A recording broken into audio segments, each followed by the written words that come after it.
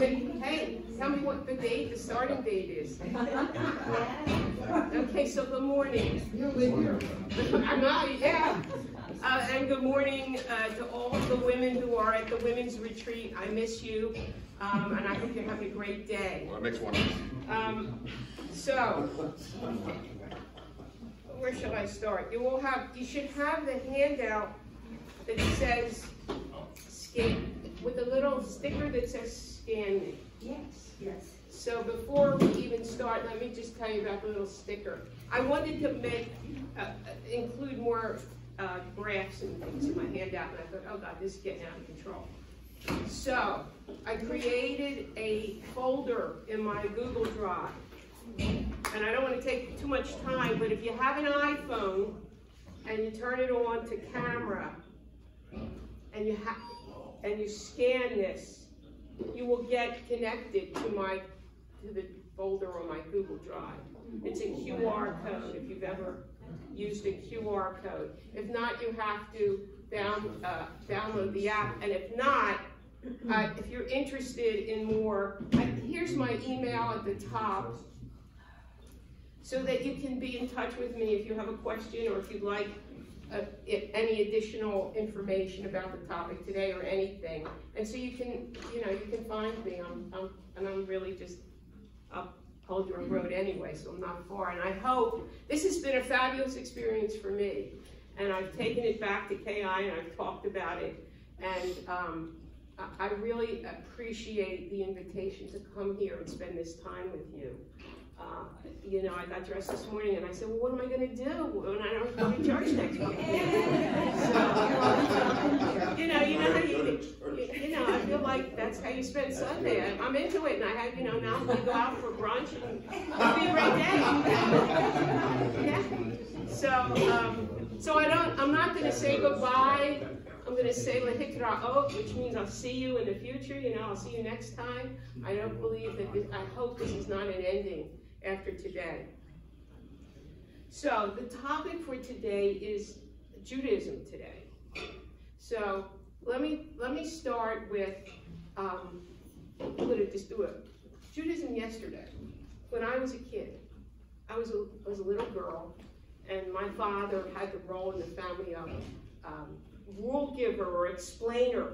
He was the explainer in chief. Taught me how to give money. Even though I didn't have a lot of money, you have to give to charity. It's a little bit, and when you have a little more, you give a little more. So there was a man in our synagogue, and his head was misformed. It was like bashed in. And, occasionally the kids would say things and maybe make fun.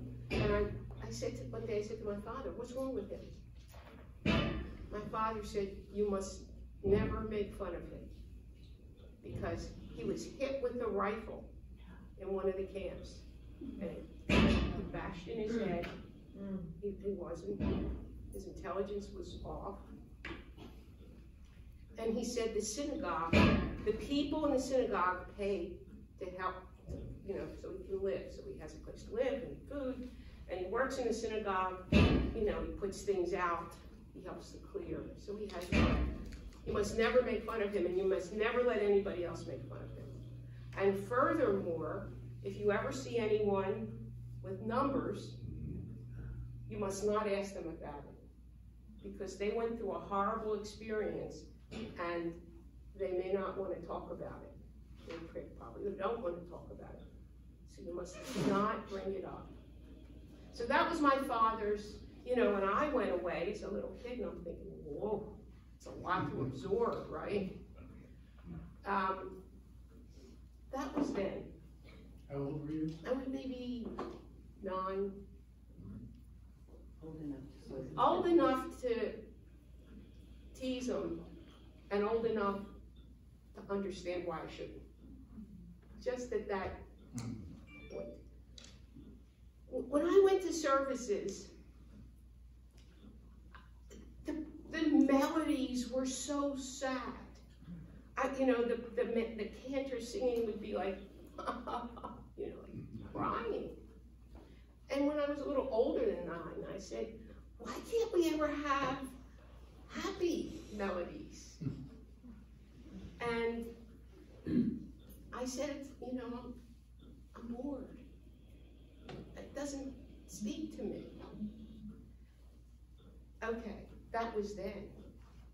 The interesting thing is the melodies today, at least in the Reform and Conservative, which we'll talk about, the more interesting, happy melodies have arrived. It's like the sound of prayer has changed. The melody of we sing, you know, I hope we'll close with this, a song about peace we pray. Oh Yavo Shalom Aleinu, oh Yavo Shalom Aleinu, peace will come to us. Oh Yavo Shalom Aleinu, Le'al Kulam, upbeat, minor. So I have lived to see an arc of change. So we're going to talk about that change from that time, because now when I look back, I say, my God, the 50s, that was not that long after the camps. And some of the people who were in the camps were in our midst. I didn't have a deep appreciation for them, but they were there. It wasn't that unusual to see someone with a number tattooed on their arm, and I did not ask them questions about it, as my father had instructed me. But it was, you know, World War II was very alive back then. And what we had gone through in World War II was enormous in terms of its impact on the Jewish community. Okay, today, where are we today? Well, you know, our kids today for World War II is like me. I'm learning about the Second Punic War in my course at Temple University. The Second Punic War is as good as a fiction, right?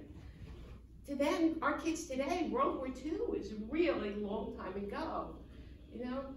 So where are we today as a Jewish community, having traveled that arc?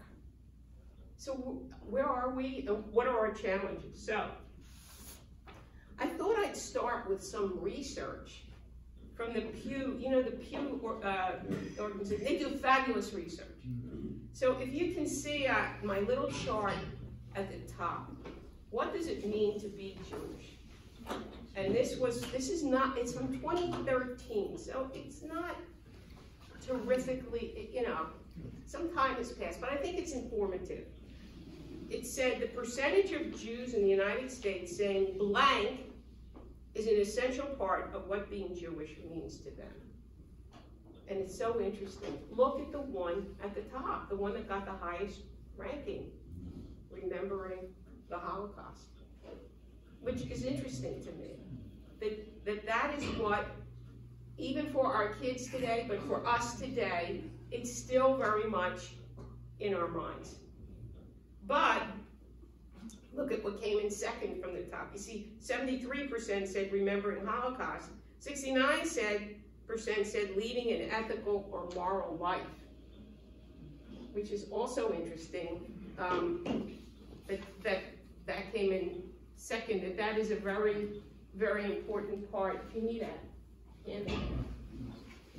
And then next to that, below that, working for justice and equality.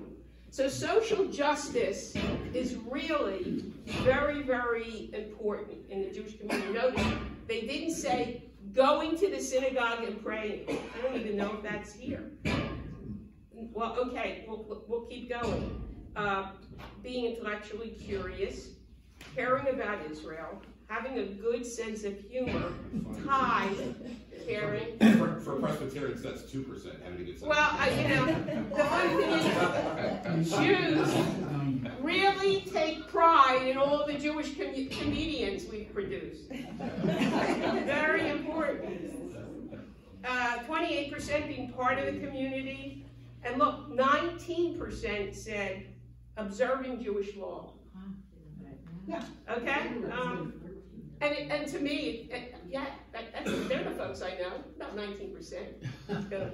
And eating traditional Jewish foods, you know, which is also, somebody asked me, could you reach out to a young woman at Temple University? She's a freshman, and she's still trying to find her way there. She's from Ohio, and a friend of her mother's said, can you reach out to her? So I reached out to her, I met with her, and I said, what's your biggest struggle here?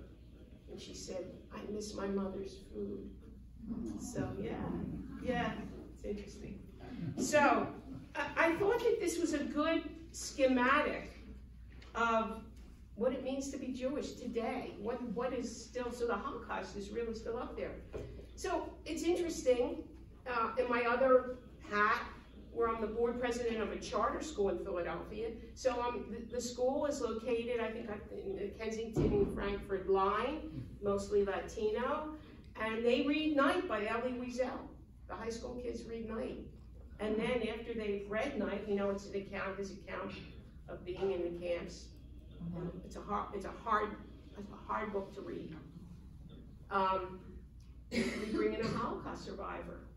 And now, instead of don't ask them, the few survivors who are left have formed a group, and they go into schools and they talk to kids about their experiences to make it real, make it alive. That's the case in the American school system. Yeah, so instead of them not talking, they're talking. You know, and then the kids ask. You know, this is on C-SPAN 2 and 3, and also on a lot of public television stations. They really have been producing some wonderful stories about the survivors. And as a matter of fact, on ABC News last week, just a couple of days ago, they had the Holocaust survivors actually going back to Auschwitz. Can you imagine? Can you imagine that? Yeah, I thought you brought tears. Yes, but they're told, because they're about to disappear, and they want, before they leave, they want to make sure people know this is real. This really happened. The most interesting part of the presentations at the schools, at my school and the other schools, is the kids' questions. And I remember last year, one of the kids said, do you hate them? And he said, no. And the kid said, how could you not hate them? And he said, if I were filled with hate, they would have won, because they would have made me a hateful person. But they didn't win, and I'm not hating them. Somebody else said, do you still believe in God? To another woman the year before, do you still believe in God? She said, what does God have to do with this? This was done by man. Very generous answers and thoughtful answers. Yeah, these experiences with the kids and the survivors, it's very, very big. It's an impactful day. And, you know, I got to see one of our Muslim teachers and then kids who are from different parts of the world escorting the survivor in and out of the building. It's a great picture in my mind to have. It's hope. It's a hopeful picture. So anyway, that's an introduction to what does it mean to be Jewish. You'll see down here, the question could be, well, how many of you are there? You know, Old York Road is not reality in the world. You know, first of all, you know, you could drive down Old York Road and say, maybe I'll try an Episcopalian. I've been with Christians who say that, I don't know, I think I'll try that Episcopalian church up there. And, well, no, I could try Grace, right? And, you know, and it's like, or Jews saying, this is very common. Well, I tried Bethel, and, you know, I didn't care for Bethel. I also went to AJ, but then I realized that you were right here. That is not reality, you know. So this chart is, if there were 100 people in the United States, how many of them would be Jews? And the answer is 2. About 2, if you look at the chart. So if there were, you see the chart on the left, if there were 100 people, there would be 25 evangelical Protestants, 15 mainline Protestants, which I assume that's how you would be counted, and 6 historically black Protestants. There would be, this is not my phone, this is my diabetes meter. This is okay. There would be 21 Catholics, 2 Mormons, 2 other Christians, 2 Jews, 1 Muslim, 1 Hindu, 1 Buddhist, 2 of other faiths, and 23 of what they call the nuns. Do you know about the nuns? N-O-N-E-S. Unaffiliated. The nuns. So the nuns, not the Catholic nuns. So the nuns are almost as many, and by now, as the evangelicals. They're 23, and they're growing. They're growing for us, and they're growing for you, I assume, right? And maybe we'll have a little more to say about the nuns, but so there are not many of us, and it's not even so much that we're not reproducing, but other groups are also, you know, our fertility rates are not that high, except among the Orthodox. The Orthodox are, it's not uncommon. You know, we went to, I don't know, I think we went to the zoo or someplace one and there was a family, and it's like the kids keep coming out of the car, right? Like 8 kids, they need big cars. So, but that's our, we're about 4.2 million that say they're Jewish by religion. Now that doesn't mean that they're going to synagogue, but it means they're claiming it. We're a Jewish family. We don't, maybe, you know, maybe we do go to the synagogue, maybe we don't, but we claim it as our identity. But there are 5.3 million, if it also includes Jews who say, I don't have any religion. Or yes, I had a Jewish father or mother, but we don't do anything. And then the question becomes, how do you count them? Like when demographers try to count the number of Jews in the population, the first question is, well, who's a Jew? Like Jay Sekulow, who's in the news right now, one of Donald Trump's attorneys.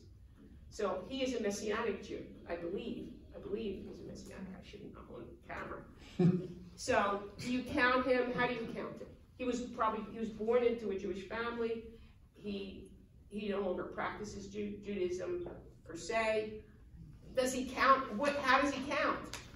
So I don't know how this is going to, you know, but we'll say about 2% of the population. There was a little study that I read about from Pew that said that they did a feeling thermometer. So in other words, there was a picture of a thermometer with 100 and 0. And how warmly, they asked, do you feel about these different groups? Like, how warmly do you feel about Muslims? How warmly do you feel about Protestants? How warmly do you feel about evangelicals? And then people put a score on the thermometer. And the scores were close, but Jews, it said the average rating given to Jews on a feeling thermometer is 63. Higher than any other religious group, according to the survey. Now, the Protestants and the Jews, the Protestants, they were all clumped together. But I'm heartened that we're there with all of you, you know? So, so that in other words, many people have a warm feeling towards Jews in general. Now, before we talk about some of the problems, let's just talk about denominations. So what you've been getting from me in these past weeks is a progressive view of Judaism and the world. I fit right in here. What's important to me? Remembering the Holocaust, social justice. You know, I took a week off because I was leading an MLK Day of Learning. You know, I'm the chair of the Social Justice Committee. My committee reads books. We go lobby state legislators. Some of us, not me, are going to Las Vegas to a conference on voting and what can we do to get out the vote. This is, you know, this is modern progressive Judaism. When we go to the services, we sit together. Men and women sit together, of course. You know, they said, what does a reform rabbi look like? It's a woman who's pregnant, you know. That's what our rabbis look like today. That women can be rabbis. We're open to intermarriage. Rabbi Sussman will marry a congregant who is marrying a Christian. He will perform the ceremony. You know, we welcome everyone through our doors. We don't ask a lot of questions about your pedigree. Your mother was Jewish, okay, you're Jewish. Your father was Jewish, okay, you're Jewish. You know, so that is the progressive reform perspective. There's a big organization, you know, the URJ, Union for Reform Judaism. We have biennials every 2 years. When you go to a biennial, there are thousands, literally thousands of people come to these biennials. And we learn, we study, we pray, we eat, the services are fabulous. I mean, when they take the Torah out of the ark, they take out 20 Torahs, and they march the Torahs around, you know, we do these in these big places like the convention center. And many people now are wearing the Tallit again, or they're not, but they take their book and they touch the Torah and like kiss it. It's a great time, it's a spiritual time. That's the reform movement. That's 35% of us. Right now, that's the biggest movement for the moment. The conservative, which are, say, 18%, they say that they see Jewish law as obligatory. Now, what does that mean? That means if the law says you don't eat pork, you don't mix meat and milk, you don't eat shellfish, you're commanded to do that, and you do that. Now, reform would say you do it if it's meaningful to you. The law is like no longer obligatory. Ironically, I don't eat pork. I don't eat shellfish. I don't mix meat and milk. So that is meaningful to me. Like, why do I do that? Because it says, be mindful of my mitzvot and do them. So I think to my father, the great world giver, he would say, listen, so if you have a little bit that you can't eat in this world, and it makes you think about who you are and who you need to be, is that so hard for you? Okay, so it's meaningful to me. I'm about 1% of the population at KI in the reform movement who keep kosher. The conservative movement, you'd have a much larger percentage of people who would do that because they see the law as obligatory. It's not up to you. You have to do it. A lot of other rituals. Now, are they're not the strictest. The Orthodox are the most strict in terms of obeying the law. And I don't think here you'll see it, but I live now near, there's remember, I don't know how to explain it, near the Elkins Park train station, there we go. Okay, that's a good landmark. So there's a modern Orthodox synagogue there, near there.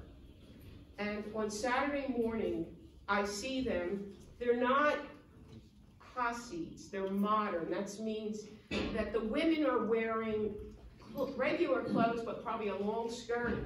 Their shoulders are covered. They would never wear sleeveless. They wear stockings. They wear either a hat or a wig because their own hair is supposed to be covered. And you will see them walking back and forth to their synagogue on Saturday. They will not drive. Because remember I said that the Torah says you may not make fire. Oh, I thought that was a fire alarm. I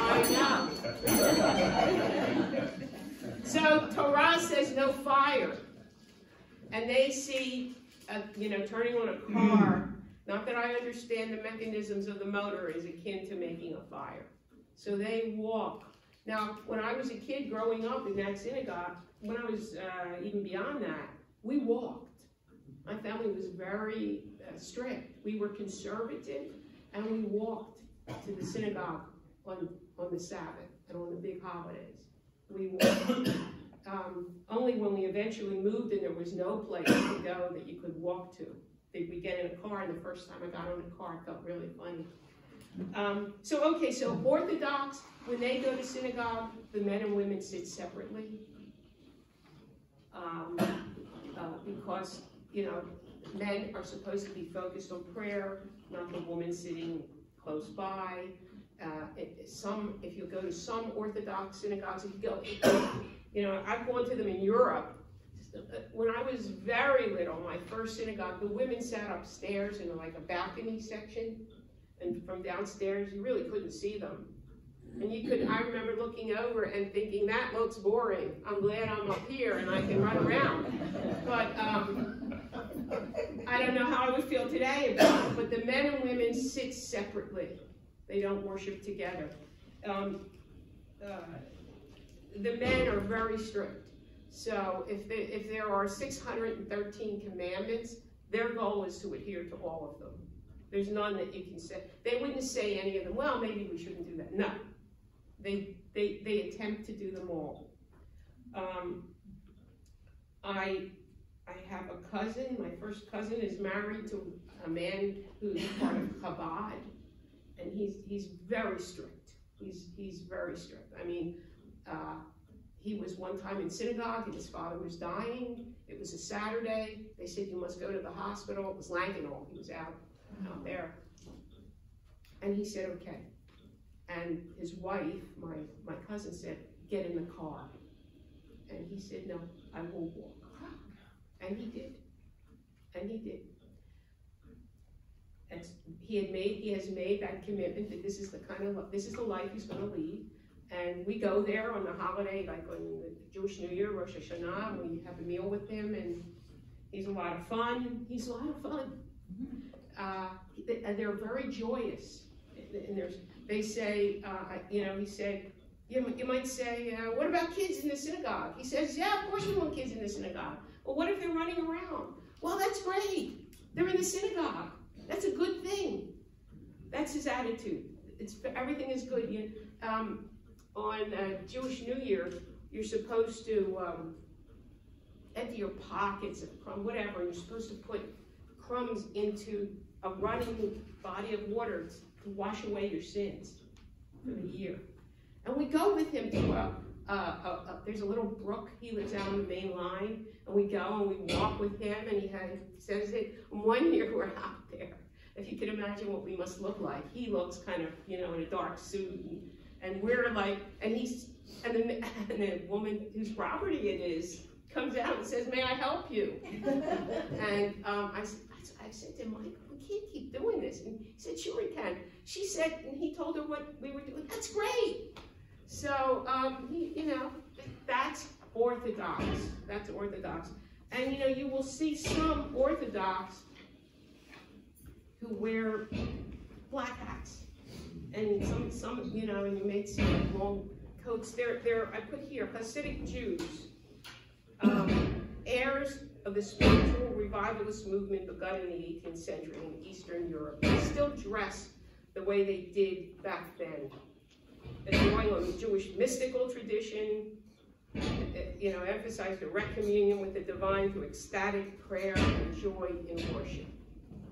And they are a small percentage of the population, but they have very large families. And, in a short order, I feel like they're going to become the largest, the largest group. The people I know in Reform, when they have families, they say, well, how much money will it take for us to raise a child and send our child to college? And they plan very carefully to have 1 or 2 kids. And the Orthodox have 8 to 10, and so these numbers are going to change quickly, I think, in terms of the Orthodox. There's the Reconstructionist movement, which if you've ever looked on Church Road, there's a sign out. They changed their name to Reconstructing Judaism, if you ever see it.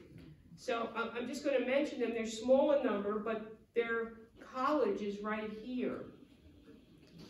And their founder was Mordecai Kaplan. He saw Judaism as a civilization.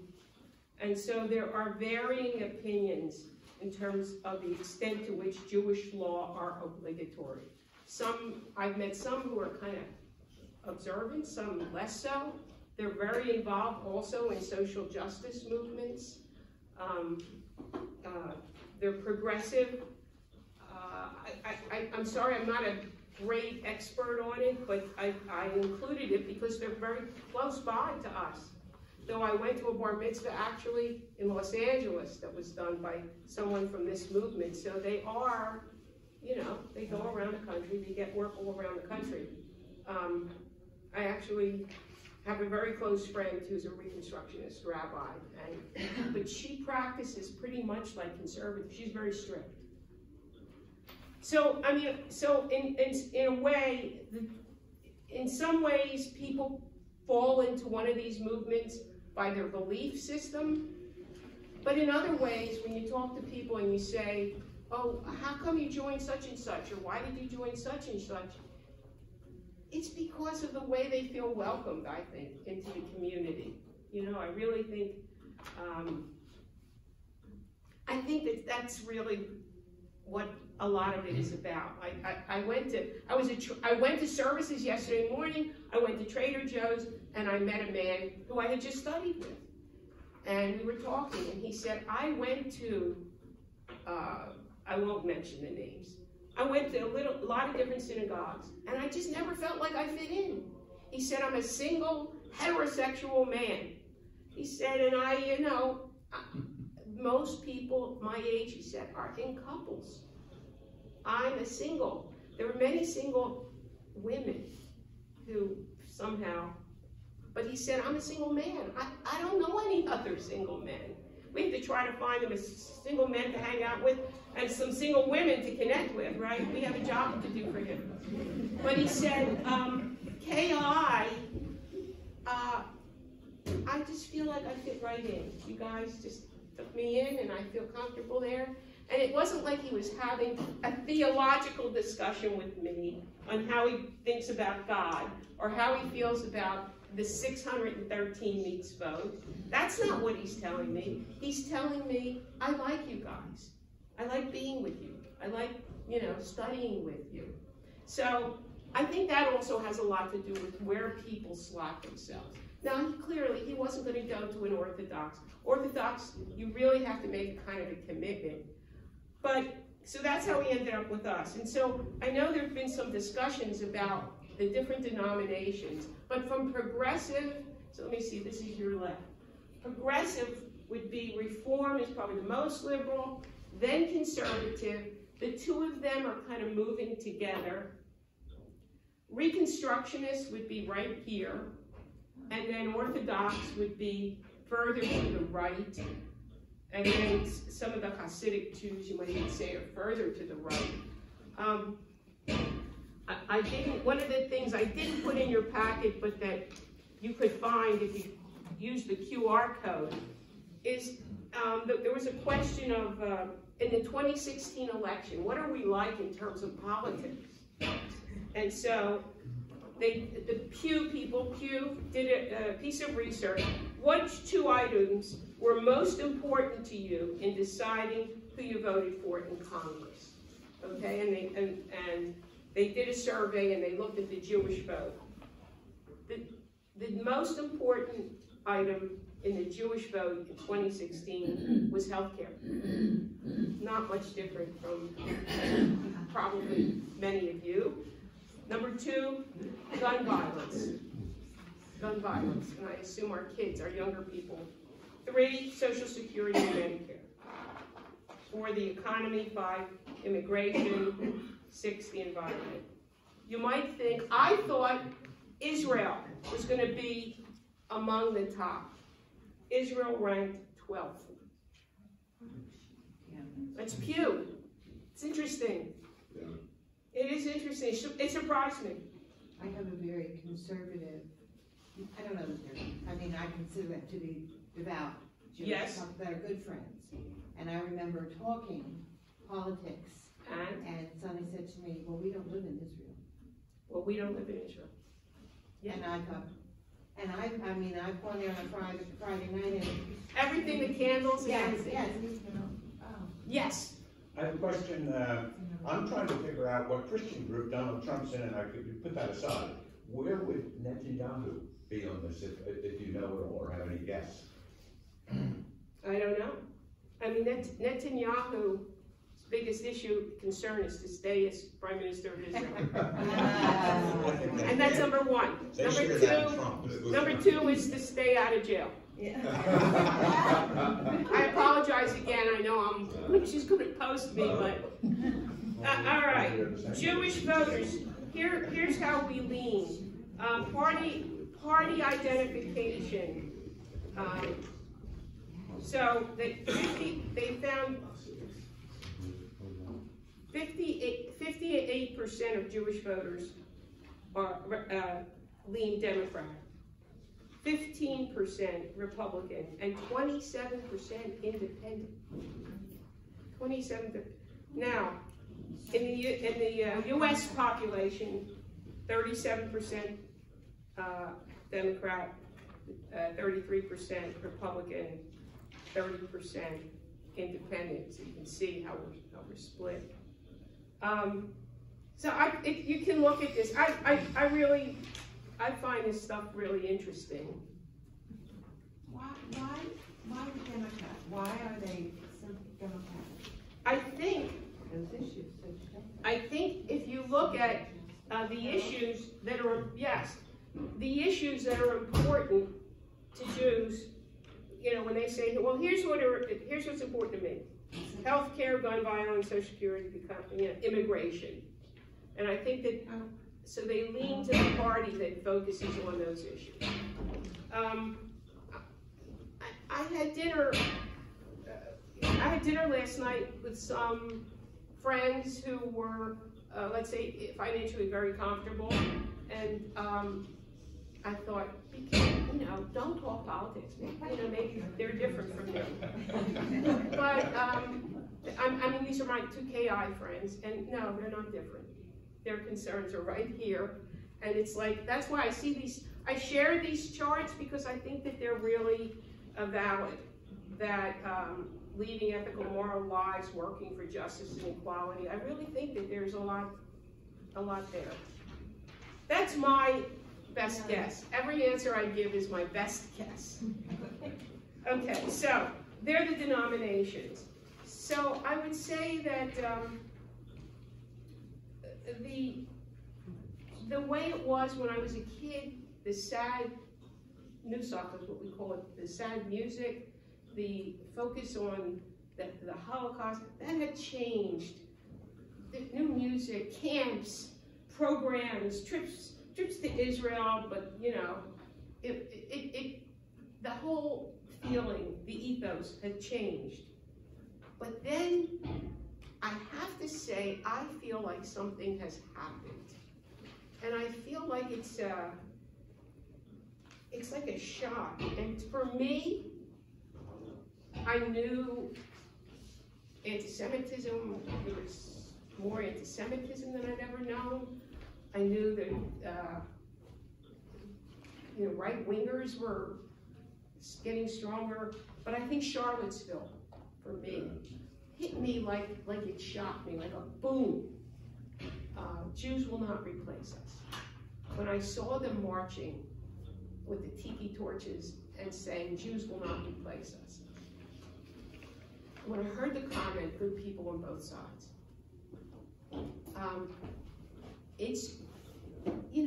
interested in politics, but I can't say that politics or events in the world would get me down, where I would actually feel down, physically depressed. But I think that event, for me personally, was a big turning point. It was like, you can't close your eyes anymore. Something is happening. And so, obviously, I'm aware of growing anti-Semitism. Deborah Lipstadt wrote a book. I don't know if you know, do you know Deborah Lipstadt? There was a movie. You may have gone to see the movie. This is her new book, Anti-Semitism Here and Now. She is a Holocaust scholar at Emory University in Atlanta. And there's a man in England who is a Holocaust denier named David Irving. And he said the Holocaust, you can see it here, do I have his, yes, David Irving. He said the Holocaust is a ridiculous fake shower room bug spray death chamber hoax that forms the core of the Jewish identity. He said the Nazi regime did not systematically order the murder of millions of Jews. In fact, there were no gas chambers at Auschwitz. He came to the conclusion the Holocaust was a myth and a legend based on baloney. So she called him a Holocaust denier, and he sued her for libel. And you might think that this was going to come to nothing, but it was a big deal. The thing is, it was a big deal in London because the case was in London, because he's British. There was a movie made about this. I don't know. There was a movie, I forget who played a younger Deborah Lipstadt, because she had to go to London and defend herself, and she had to raise the money to go to London to defend herself. And of course, I won't say of course, it wasn't easy. She won. She won, but it took years. It took years. So this Holocaust denial is out there. So, and there's this notion out there of the genocide inversion, where people say, yeah, I know it happened to the Jews, but yes, but what's going on in Israel is like the Nazis. And it's like, oh, well, so that's really, it's really hard. It's really hard. Because, first of all, what's going on in Israel, which I'll talk about in a minute, I think is bad. But they're not the Nazis. They're not this, it's not the same. And don't give me a yes, but. And the problem with what's going on today in the world of anti-Semitism is anti-Semitism, we're used to anti-Semitism on the right. We're used to it, but we've come to see it, like Hitler, anti-Semitism on the right. And anti-Semitism on the right is Charlottesville. Jews will not replace us, blood and soil. They're on the right of the political spectrum. But we're also seeing anti-Semitism on the left today. Anti-Semitism on the left. Anti-Semitism on the left is Jeremy Corbyn. Jeremy Corbyn recently, he was the head of the Labour Party in Britain, and they call him he indulges the anti-Semitism of others. He has been with people who have said horrible, vile things. Perhaps he didn't say them, but he's there. He went to lay a wreath on the Palestinians who had murdered the athletes, the Jewish athletes at the Olympics. You know, he went and put a wreath on their tombs, and he lost big. The Labour Party lost big in Britain. I'm not there. I don't know why. But that's an example. He's an advocate on the left for people who are poor, for people who are discriminated against, and to my mind and the mind of others, he indulges the anti-Semitism of others on the left. So it's anti-Semitism is coming from both ends of the political spectrum. Great. Do you have a question? No, I'm going to tell you 2 minutes. Oh, thank you. But that was a minute ago. Okay. I'm going to jump to point BDS. This is huge. Israel's huge today, right? Israel is huge. So here's the thing. Arlene, I disagree with Israel's policies. Does that make me an anti-Semite? No. I disagree with Israel's policies. I think this last peace plan, I hate to even call it a peace plan because I don't see any peace in the plan. Really. And it's got to go away. Somehow or some way, it's got to go away. Okay, so we're not going to, this is, I promised myself, I'm not going to get to it.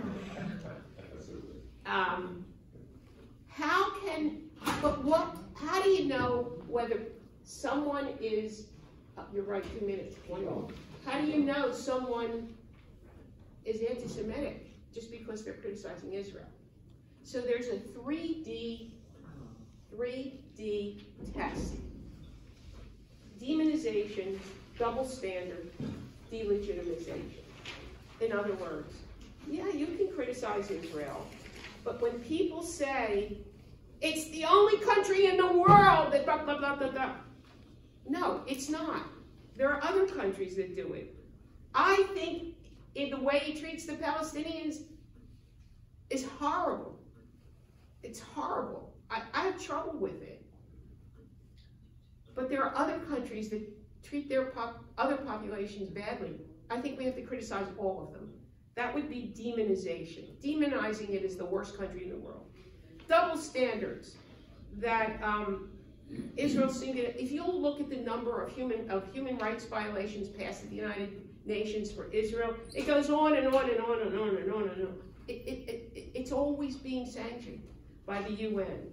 They're Magan David Adom, they're Red Cross ambulances. They're not even allowed admission to the Red Cross. They're the only country, there are other countries in the world who have horrible human rights records. They're okay and Israel is not? No. Double standard and delegitimization when someone says it doesn't even have a right to exist. So when someone is arguing, I think if they are arguing the policies of the government and criticizing them, that is not anti-Semitism. But when it moves over into one of these 3 Ds, I think my ears perk up. The last thing is, I gave you a map of Israel. It's not a great map. It's better if you download it. There's something in Israel called the Green Line. And so I'll end with just calling your attention to it. You know, Israel looks like an E up here. You see, it's like an E, but there's a line here, and it's dark. That's the West Bank. That's the West Bank. And I think that we should always see a map with that line on it, because it is a way of indicating this territory is still unsettled. I recently saw a map with no green line. To me, that is problematic. That's problematic. I had to make a decision 2 years ago whether to go back again. I was really upset. I did go back, and let me leave you by saying, what I discovered, I went with my Israeli friend. I didn't go touring. All I did was talk to people. And the people over there are as divided as we are here. It's like, you know how many people are on one side of the political spectrum here? I met them, and they're very strong in their feelings, just like people here are strong. And there are people on the other side who are very strong. So thank you very much. It's a quick, contact me if you want anything, need anything, want to tell me something. And I appreciate being here.